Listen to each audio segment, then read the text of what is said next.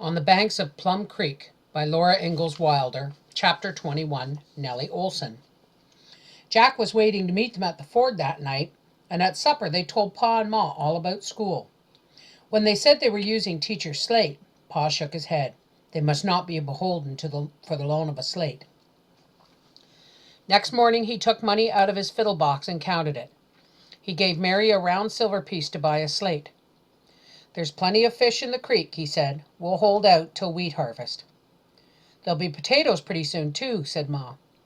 She tied the money in a handkerchief and pinned it inside Mary's pocket. Mary clutched that pocket all the way along the prairie road.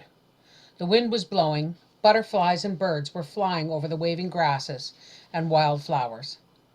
Rabbits loped before the wind, and the great clear sky curved over it all. Laura swung the dinner pail and hippity-hopped. In town, they crossed dusty Main Street and climbed up the steps to Mr. Olson's store. Pa had said to buy the slate there. Inside the store there was a long board counter. The wall behind it was covered with shelves full of tin pans and pots and lamps and lanterns and bolts of colored cloth. By the other wall stood plows and kegs of nails and rolls of wire, and on that wall hung saws and hammers and hatchets and knives.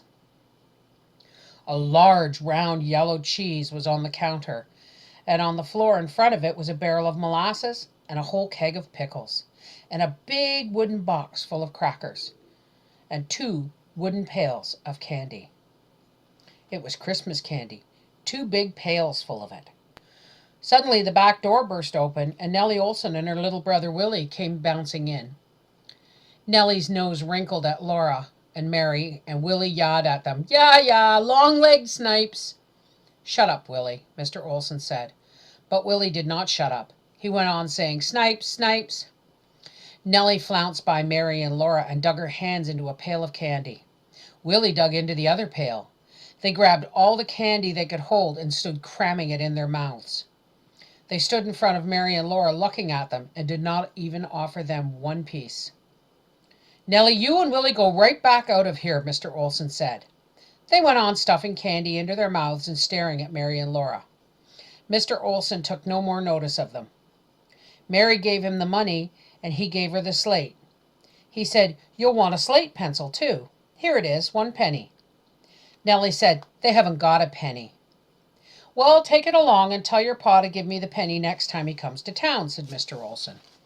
"No, sir. Thank you," Mary said. She turned around, and so did Laura, and they walked out of the store. At the door, Laura looked back, and Nellie made a face at her. Nellie's tongue was streaked red and green from the candy. "My goodness," said Mary.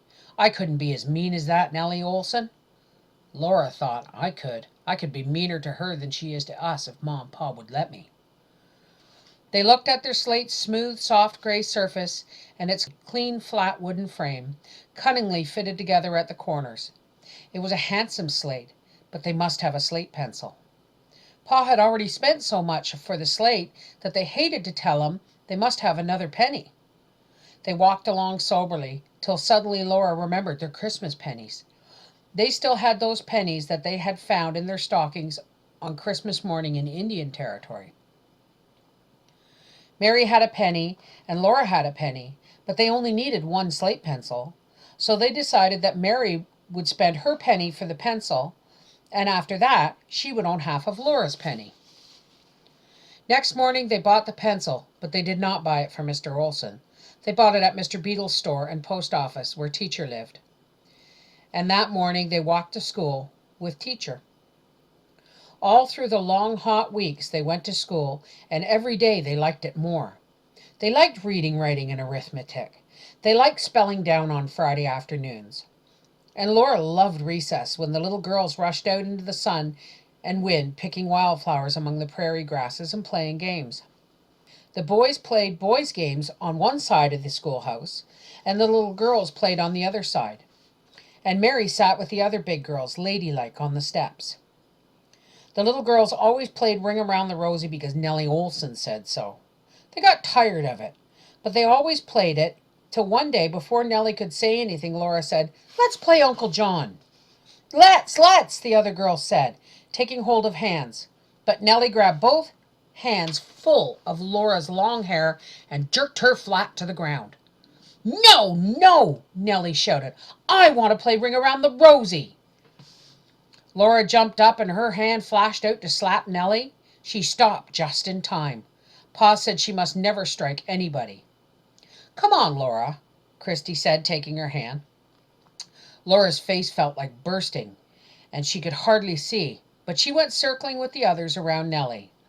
Nellie tossed her curls and flounced her skirts because she had her way. Then Christy began singing, and all the others joined in.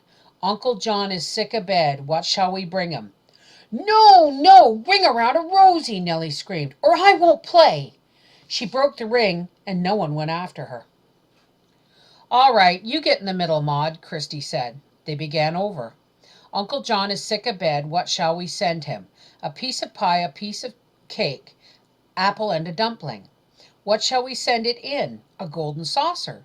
Who shall we send it by? The governor's daughter. If the governor's daughter ain't at home, who shall we send it by?" And all the girls shouted, "By Laura Ingalls!"